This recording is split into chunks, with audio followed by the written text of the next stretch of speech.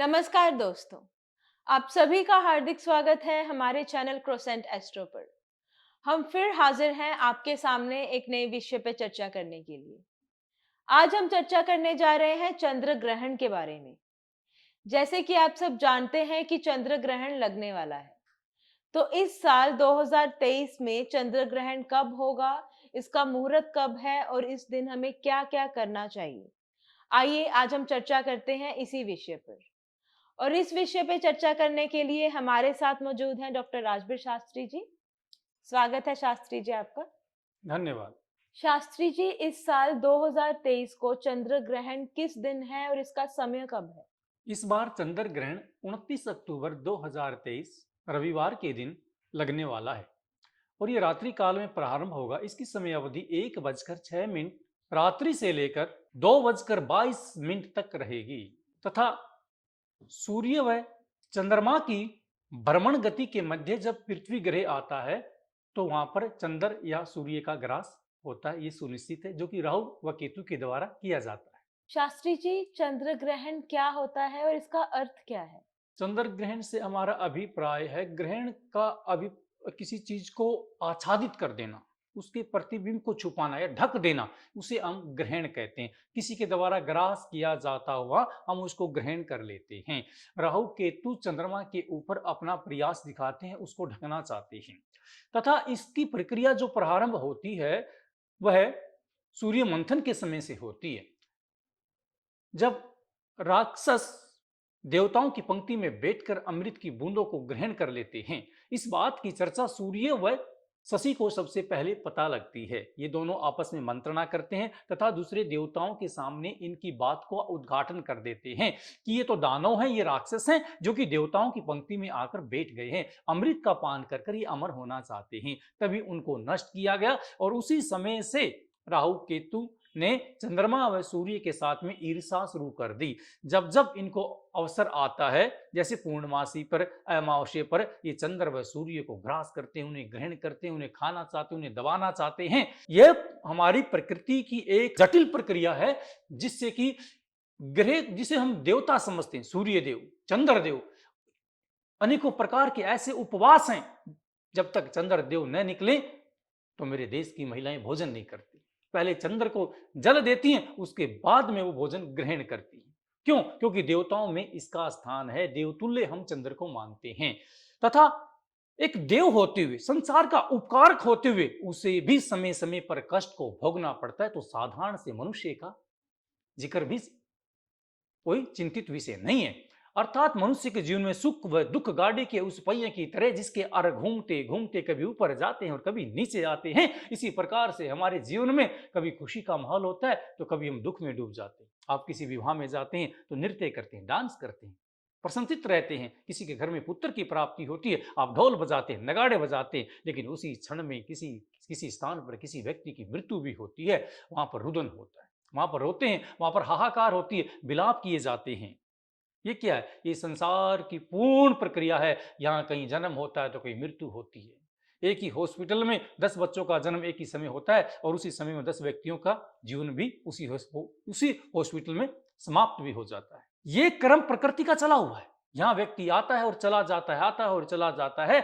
इसी क्रम के माध्यम से चंद्रदेव भी इस प्रकृति को संदेश देना चाहते हैं। यदि आपकी जिंदगी में कोई कष्ट आए, मुसीबत आए, संकट आए, तो आपको उस विपत्ति की घड़ी में घबराना नहीं है, अर्थात उस ग्रास का उसका सामना करना है, क्योंकि दुख के बाद पुनः फिर कुशलता व खुशी की प्राप्ति होती है। चंद्र का भी ग्रास होता है, सूर्य इतना बलवान है, इतना तेजस्वी है, उसका भी ग्रास होता है, लेकिन वो पुनः उग कर फिर आते हैं। इसी तरह मानव का जीवन है, हम टूटते हैं, गिरते हैं, हार जाते हैं, लेकिन पुनः फिर लड़ने के लिए खड़े हो जाते हैं, अपना कर्म करने के लिए आगे बढ़ने लग जाते हैं। यही हमारा कर्म है और यही सत्य है। शास्त्री जी, चंद्र ग्रहण के समय उसके कुप्रकोप से बचने के लिए हमें क्या करना चाहिए? चंद्र ग्रहण के कुप्रकोप से बचने के लिए कहते हैं कि प्रत्येक चीज का कोई ना कोई किसी न किसी प्रकार का प्रभाव हमारे ऊपर पड़ता है और उस प्रभाव का जो कारण है वहां पर हमारी चक्षु है, हमारे नेत्र हैं, क्योंकि हम जगत में, संसार में जो भी चीज इस समाज में देखते हैं उसे हम ग्रहण करना शुरू कर देते हैं। सर्वप्रथम हमें ग्रहण से पूर्व ही अपने घर में डाब की स्थापना करनी चाहिए, डाब हमें रख लेनी चाहिए। पानी के जितने भी बर्तन या आपके घर का फ्रिज है या आपका भोजनालय है और जिस कक्ष में आप शयन करते हैं और जहां आपने मंदिर की स्थापना की है, उस कक्ष में आप डाब को स्थापित करें और कुछ गेहूं, जिसे हम कणक भी कहते हैं, एक मिट्टी के बर्तन में किसी हांडी में उसे डालकर स्थापित करें और उसमें डाब भी छोड़ दें। तुलसी का पत्ता भी आप वहां पर रख सकते हो। ग्रहण काल के समाप्त होने पर कोई भिक्षु आपके घर के बाहर आता है तो उस भिखारी को आप वो दान दे सकते हो, और यदि वो न है तो उस गेहूं के पात्र को जो मिट्टी से बना हुआ है, मंदिर में जाकर आप उसे स्थापित करें। इससे आप उससे होने वाले कुप्रभाव से बच सकते हैं। और कुछ विशेष बातों का भी आपको ध्यान रखना चाहिए। उस समय में आपको किसी भी चीज का खान पीन वर्जित रहेगा, आप कुछ खाना नहीं खा सकते। आपको उस समय हो सके जहां तक पानी का भी हमें सेवन नहीं करना चाहिए, केवल मन में सुमरण करना चाहिए। किसी प्रकार की पूजा अर्चना भी हमें नहीं करनी चाहिए। इन बातों का थोड़ा विशेष ध्यान रखना चाहिए। शास्त्री जी, चंद्र ग्रहण के समय हमें किस पूजा या किस मंत्र का जाप करना चाहिए? इस समय में आपको ओम चंद्रमसै या राकेशाय नमः बीज मंत्र को आपने रटना चाहिए, इसी का जाप करना चाहिए। ओम शशे नमः भी आप उच्चारण कर सकते हैं, लेकिन कोई विशेष प्रकार की जोत बत्ती धूप लगाकर इस प्रकार की पूजा अर्चना हमें नहीं करनी चाहिए। केवल मन में चंद्रमा की रक्षा का ध्यान करना चाहिए और इनकी रक्षा के लिए भगवान शंकर से भी हमें कामना करनी चाहिए। इसलिए महामृत्युंजय मंत्र का भी उस समय आप जाप कर सकते हो, क्योंकि भगवान शंकर ने ही शीतलता के प्रतीक चंद्रमा को अपने सिर के ऊपर अपनी जटाओं में धारण कर रखा है। इसलिए भगवान शंकर के भी वह अति प्रिय हैं।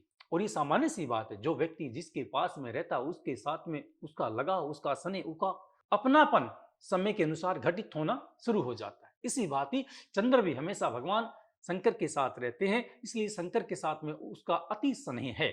यदि जब जब उसके ऊपर किसी प्रकार की मुसीबत या संकट आए और हम भगवान शंकर को उसके लिए समर्पण करें तो उसका संकट दूर होता है और चंद्रदेव भी अति प्रसन्न होते, हमें आशीर्वाद देते हैं कि आप भगवान शंकर के उपासक हो, उनके याद करने वाले हो।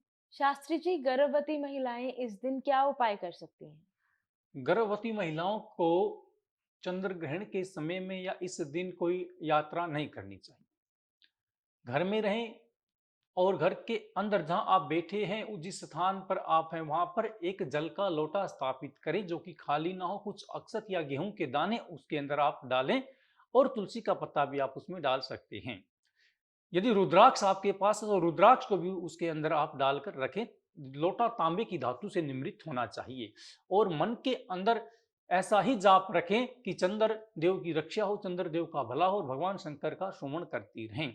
इस प्रसार से उन्हें समय व्यतीत करना चाहिए। यदि कोई व्यक्ति बाहर से अचानक घर में आ भी जाता है तो गर्भवती महिला को दरवाजा नहीं खोलना चाहिए, गेट पर नहीं जाना चाहिए, क्योंकि उस समय में केवल उसे एक अपने कक्ष में ही परमात्मा के ध्यान में समय व्यतीत करना चाहिए। कोई भी वस्तु से ग्रहण नहीं करनी चाहिए। ग्रहण लगने की समय अवधि से पहले वो पानी जलपान आदि ले सकती है।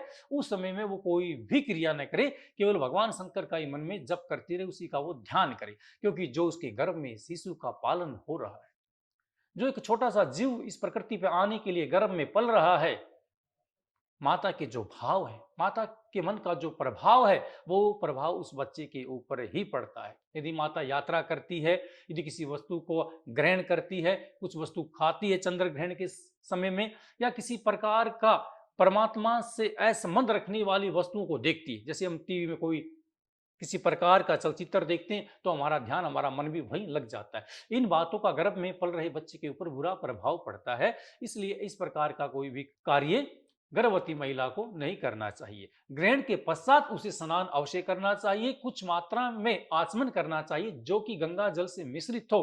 उस आचमन के करने से उसकी काया व गर्भ में पल रहे शिशु को भी सहशक्ति प्राप्त होती है और वो शुद्ध हो जाती है और बच्चे को गर्भ में किसी प्रकार की भी हानि नहीं होती। अन्यथा बहुत बार हमें ऐसा भी देखने को मिला है कि कई बच्चे 5-6 वर्ष के जब हो जाते हैं तब हमें उनके रोग के बारे में पता लगता है। ये तो बोलने में असमर्थ है, ये तो ठीक प्रकार से नहीं चलता, इसकी जीभ कम उठती है, इसको एक आंख से नहीं दिखाई पड़ता, जिसे अंग भंग होने की ज्यादा संभावना रहती है।